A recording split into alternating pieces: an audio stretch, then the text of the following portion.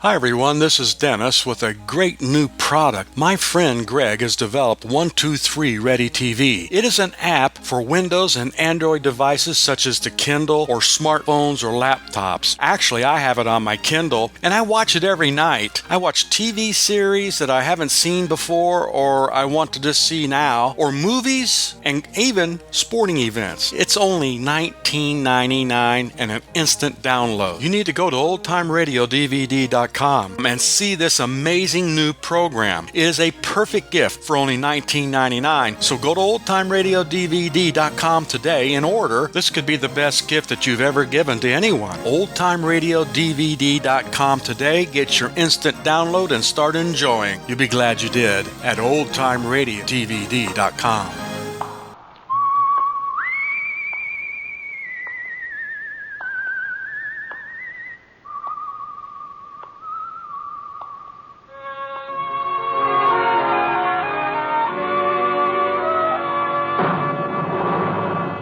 The Adventures of the Saint, starring Vincent Price.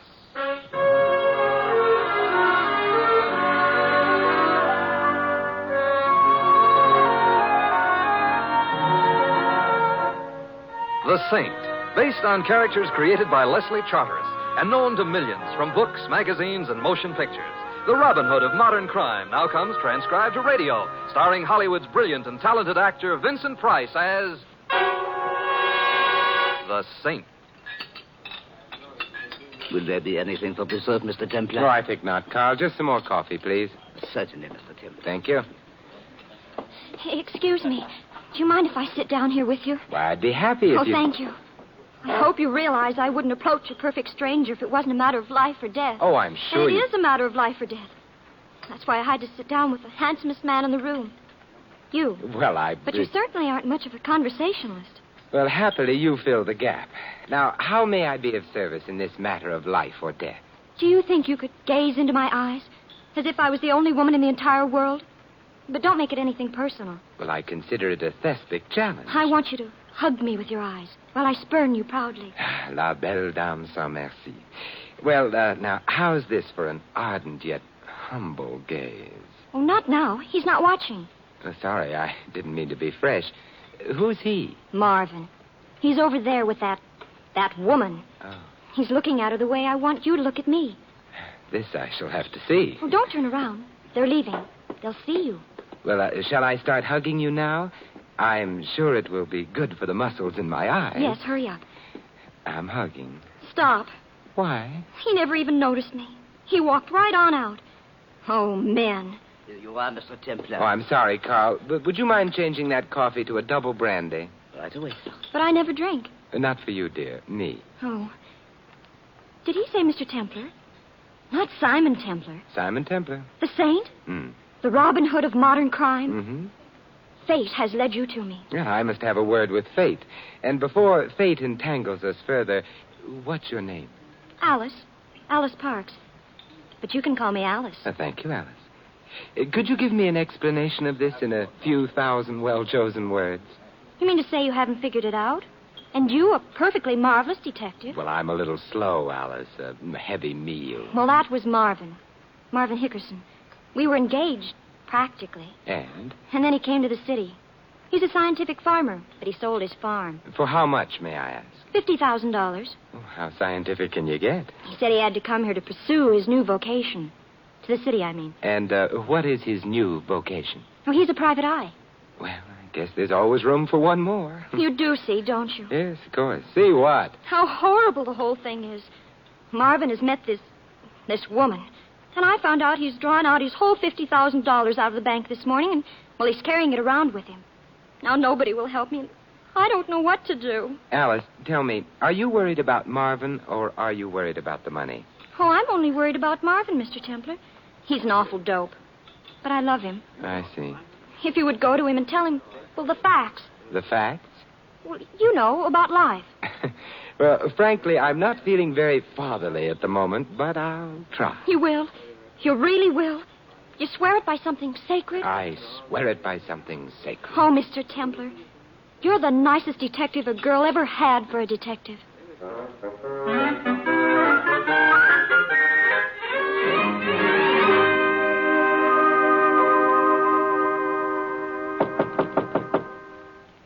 Come in. Mr. Hickson? Marvin Hickson, private eye. Come in, come in. Oh, thank you. Now, what's your problem, Mr. Templar. I wanted to talk to you about a girl, Marvin. A You see- girl. You were in your apartment alone, and then she walked in. Well, not exactly. It was more in the The mink nature of- around her shoulders meant money, and her smoldering eyes meant trouble. Marvin, a I- tiny pulse started to beat in your temple as she swayed closer.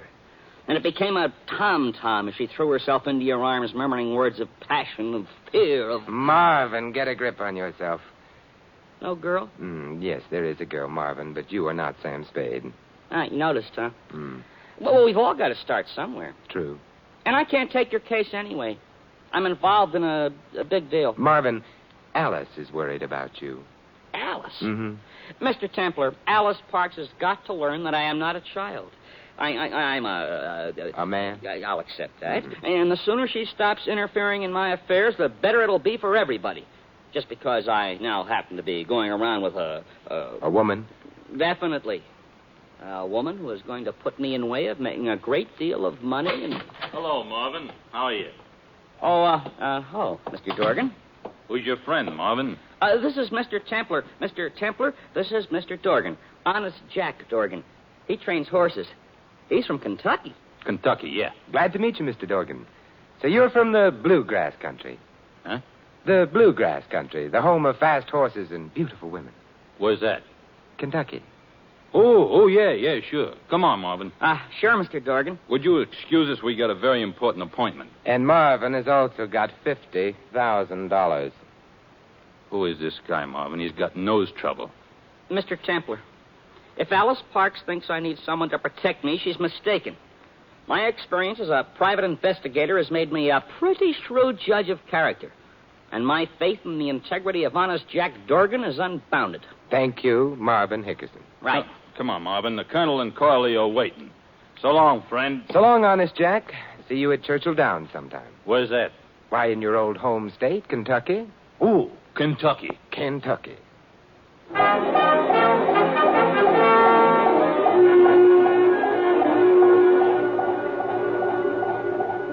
Mr. Templar, I'm worried about Marvin. Why doesn't he come? I'm a little worried about him myself, Alice. I didn't have quite the same faith in Honest Jack as Marvin did. In this penthouse. Marvin never had expensive taste, never in his life. And her picture on the piano. All my love, Marvy, honey. You're Coralie. It's rather sultry looking, isn't she? Oh, I suppose she's pretty. If you happen to care for that type. Who doesn't? Oh, you men are all alike. It's a convenient arrangement. Oh, he's just an absolute Beast. Don't you dare call Marvin a beast. Why doesn't he come, Mr. Templar? Yeah, I think I heard the elevator, Alice. That may be... Marvin! Hello, Alice. You better let me have that gun, Marvin. No, I'll need it.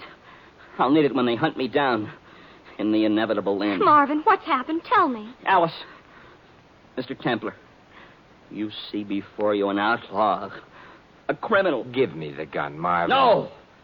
I have lived by the gun, and in days, hours, minutes, I shall die by the gun. What did you do, Marvin? Alice, I killed a man. Oh, you didn't. I did.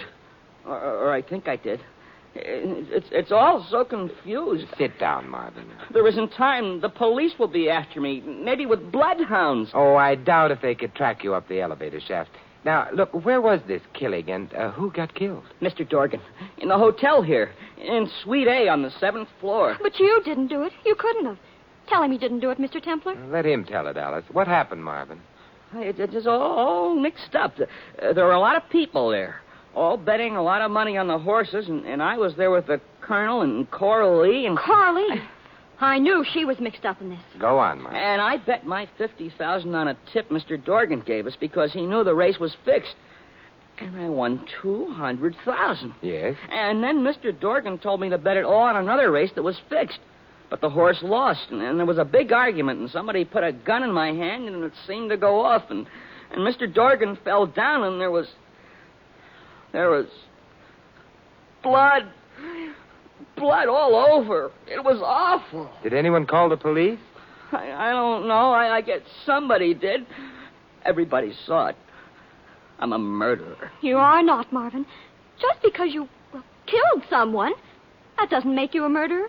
Does it, Mr. Templar? I think I'd better investigate this. Marvin, you wait here with Alice. No! They'll never take me alive. Marvin, come back here. It's better this way, Alice. Forget me. Forget that somewhere in the night there's a pale, hunted, penniless fugitive from justice. Find someone to take my place in your heart. Farewell. Marvin!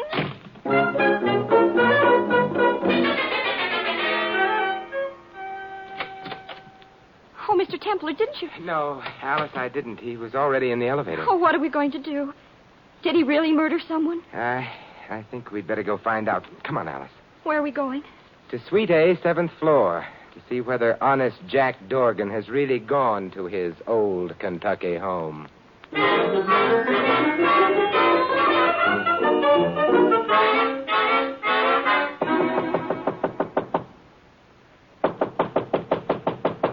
No answer. But there must be someone in there. Marvin said the room was filled with people. Now, let's try the door. It's open. Oh, it's dark in here. Wait till I find the light switch. Well, do you have to turn on the lights? Can't we just leave? Oh, we have to find out, Alice. There. Well, it's just a perfectly bare room. Doesn't look much like a gambling den, does it? You don't see any body? I don't see a sign of anything. Well, then it didn't happen. Marvin was just imagining things. There wasn't any murder at all. Now, this doesn't look much like a room a murder was committed in 10 minutes before. Oh, let's go, Mr. Templar. Let's find Marvin and... Mr. Templar, what are you looking at? That, spot on the floor, Alice, that stain. Oh, Mr. Templar, it isn't... I'm afraid it is blood.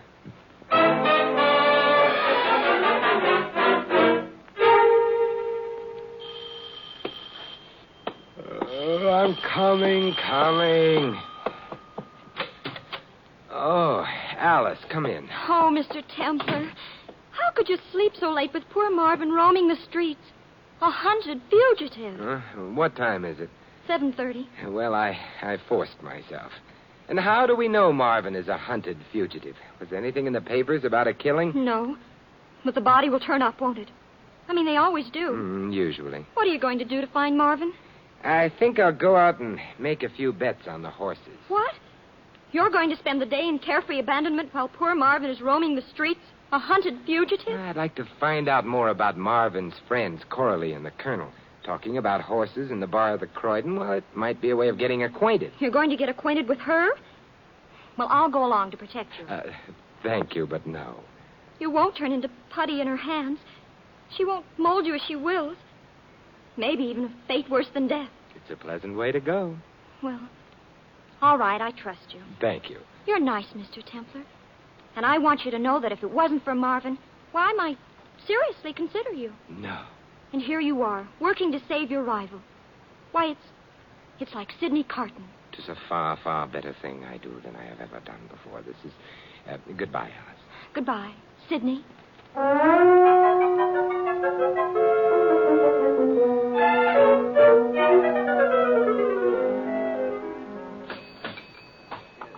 Another scotch over ice, bartender. Yes, sir. I seen you studying the form. Got anything good going today? Not a thing, but my luck generally is bad anyway. You and me. Going out to the track today? Well, I generally like to place my bets elsewhere. I bet fairly large amounts, and at the track, this brings down the odds. Brings down the... You're kidding. Oh, I generally lose, but then everyone has to have a hobby. Yeah. Everyone has to have a hobby, doesn't he, Miss Carstairs? Yes, indeed, Joe. Excuse me. Would you all think I was just terrible if I started up a conversation with you? Just as bold as that? I would think it was terrible if you didn't. You all, that is. Oh, you're making fun of my accent. I'm from Kentucky, the horse country. That's why I couldn't resist when you started talking horses. The fraternity of horse players. You wouldn't be going out to the track today, Miss... Carstairs. Coralie Carstairs. And your name? My name is Heathcliff, Coralie. Simon Heathcliff. I'm delighted to know you. Thank you. Are you going to the track? I'd love to, but I have to ask Daddy. He's awful smart about the races. He wins all the time, just scads of money. Oh, this sounds like a gentleman I should meet. Are you staying here in the hotel? We have rooms on the 7th floor. Would you all care to come up? Wow, would just love to.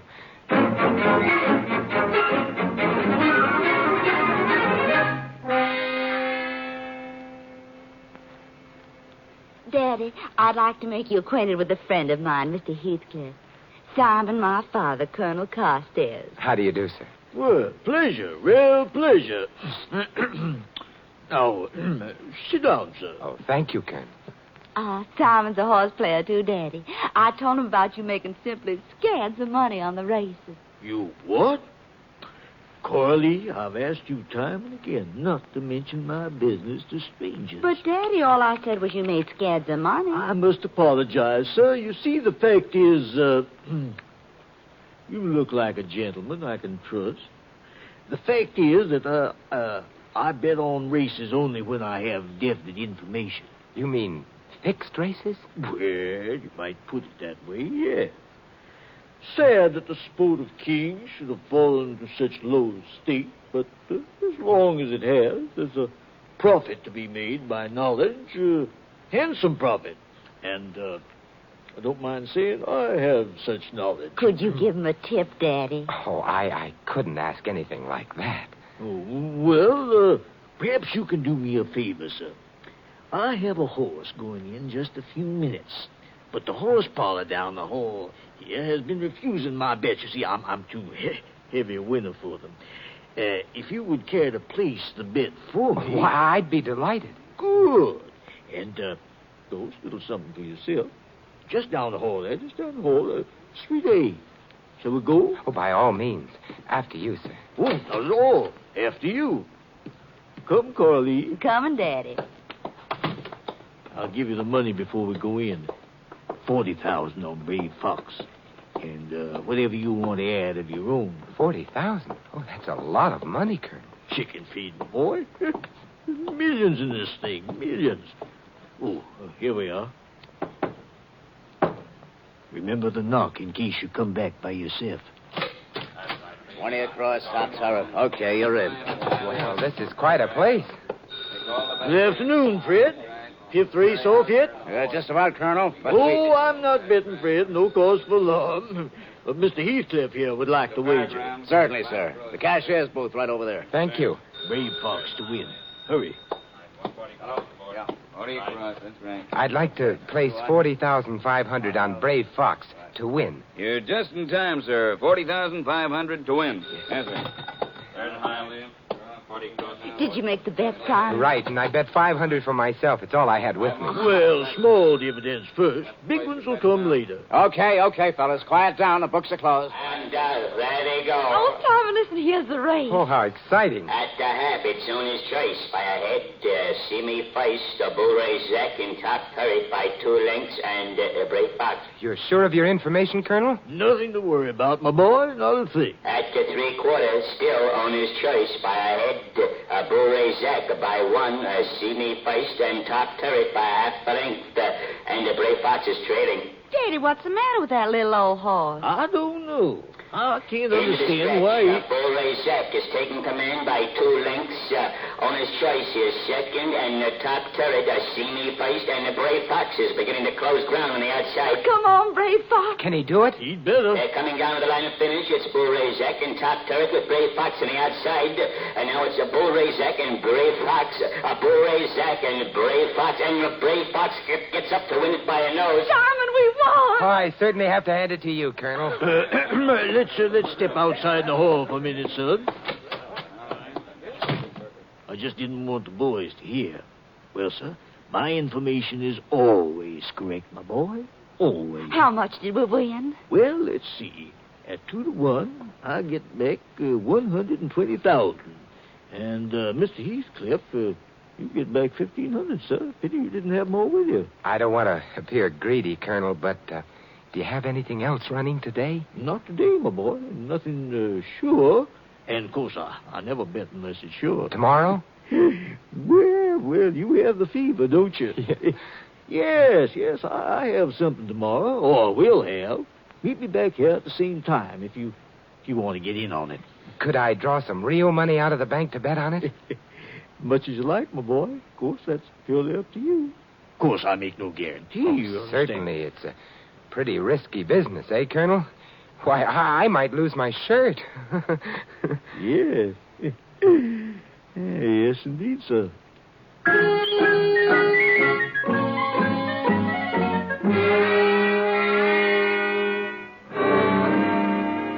But I don't understand, Mr. Temple. You actually won $1,000. Come on, money, Alice. The whole place is working with the Colonel. The race was actually over before I bet. They'd let me win the money. But why? So I would go to the bank tomorrow, draw out 30 or 40,000, and come back and bet it. And then I'd lose. Oh. Was she very pretty? Who? Coralie. Well, if you care for that type. Marvin did. Yeah, it's a sure sign of 20/20 vision. He hasn't come. Marvin. When I think of him out there, a poor, lonely, hunted fugitive. Yeah, I know. And here we are, the two of us, safe, alone in your apartment, the two of us. Alone. In your apartment. Alice, What's that? hey, somebody outside the window. I'll open it. Marvin! Gee, how'd you recognize me? I was wearing dark glasses and a mustache. Come in, Marvin. We recognized your voice. I didn't say anything. Where have you been, Marvin? Skid Row. How awful. That's where I belong. I'm a human derelict, a hunted criminal. Are you hungry? No. I ate at the Sunshine Mission. They wanted me to stay and sing tenor in the choir, but then I read the paper and came here. Is there any hope? Marvin, look, I want you to stay here tonight. Tomorrow you're going to the police and give yourself up. Never. It may not be as bad as you think. You're going to give yourself up and then send the police over to Suite A, the 7th floor of the Croydon, where I will have just been swindled out of my money just as you were. I was swindled? Gee, they had a nerve swindling a private eye. Yeah, some crooks just have no decency. But Coralie wasn't a crook. Was she? I'm afraid so. Gee. Marvin. Oh, I suspected her, of course, all along. Now, look, here's the plan, Marvin. I'll be there at 2 o'clock. You walk into the police station at 2 and send them over. That would give me enough time to lose the money. Have you got that? Sure. I'll give myself up. Well, I'll go with you, Marvin. No, Alice. A woman's place is in the home. You wait here until I get back. How long will you be? If I'm lucky, 10 years. Oh, Marvin. Alice. Oh, brother.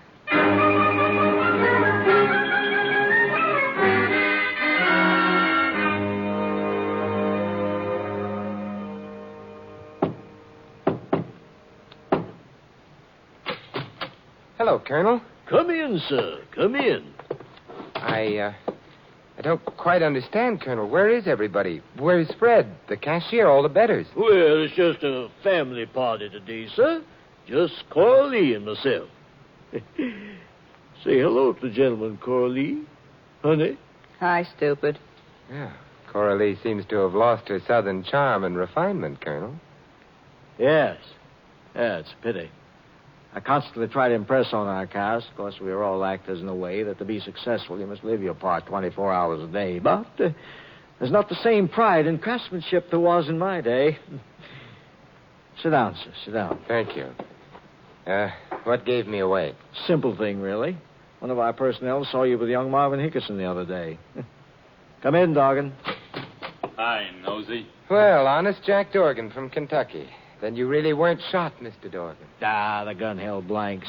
And the blood was catching. Merely a convenient way of getting rid of a sheared lamb. I thought as much. Now what happens? Nothing. Nothing at all, Mr. Templar. No doubt you have the police outside waiting to pounce after we take your money. How much did you bring, by the way? 30,000.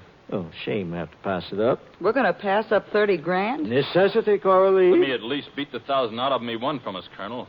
Him and his Kentucky. That would be the police. A little early, aren't they, Mr. Templar? Come in. Reach for the sky. I got you covered. Marvin. I didn't go to the police, Mr. Templar. I thought if I brought the gang in myself, I might get a lighter sentence. Lighter sentence for what? Why, for sure. Mr. Dorgan. Yes, Mr. Dorgan made a quick recovery, Marvin. Yeah, and I got a gun, too. You see it? Well, this is convenient. If the police aren't coming, then we can take Mr. Templar's 30,000. Although, of course, I deplore violence. offends my sense of Southern hospitality. Stand up, Templar. No, my feet hurt. Stand up. You forget. I've got a pistol here. Don't anyone move. What pistol, Marvy? The same pistol I shot you with, that's what. Marvin, look, the cartridges are blanks. Blanks. I don't believe it. Oh, you don't, huh? Stay away from him, Dorgan. Yeah, you stay away from me or I'll shoot. Go ahead, have fun. I will. I'll... Shoot some more, Marvy. It tickles me. Marvin! Well, they're coming in like flies. You shouldn't have come, Alice. These men are trying to kill us. No, I've got her blank cartridges. Are they? Take a look at the hole in the wall, Mr. Dorgan. It's lucky that Marvin missed you. Yeah, sure, a hole in it. Hey, that's a bullet hole. Yes, it is, isn't it? Put that thing down, kid. Somebody could get hurt. Alice, did you change the bullets? Yes, I did. I know Marvin a little better than you, Mr. Templar. I checked his gun before he went out to give himself up to the police, just in case. Yeah. Get back, you rats. You're dealing with Marvin Hickson, Private Eye. Me too, Marvy, honey. Well... You too, Corley, honey. Yes, you too. And I'll take my 50,000 back, too. Oh, such a pity. You seldom meet a young man so willing to part with money. Stay right where you are, Colonel. Don't worry, Mr. Templar. I can handle him. This is only the start of a long and successful career as a private eye. Marvin, I think Alice might have something to say about your career. Alice? Alice, do you still... You know... Yes, Marvin. Very much. Ecstatically so. Get back, you rats. You're dealing with Marvin Hickson, scientific farmer.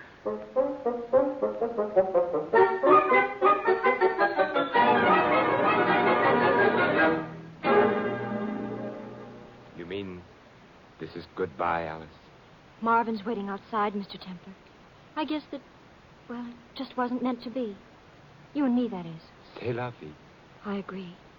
But I want you to know that I'll always remember you, Mr. Templar. From the first moment in that restaurant, when you hugged me with your eyes. That was a moment, wasn't it? Golden. And when the first child comes, we'll name it Simon, after you. No. Yes, Simon, forever and ever. I'll be very honored. Just think, by tomorrow, I'll be Mrs. Marvin Hickson. I wish you'd promise me one thing, Alice. What, Simon? Don't ever take the hick out of Hickson.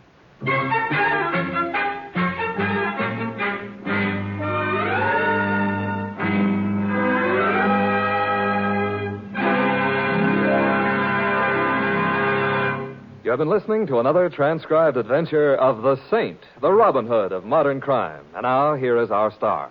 Ladies and gentlemen, this is Vincent Price, inviting you to join us again next week at this same time for another exciting adventure of the Saint. Good night.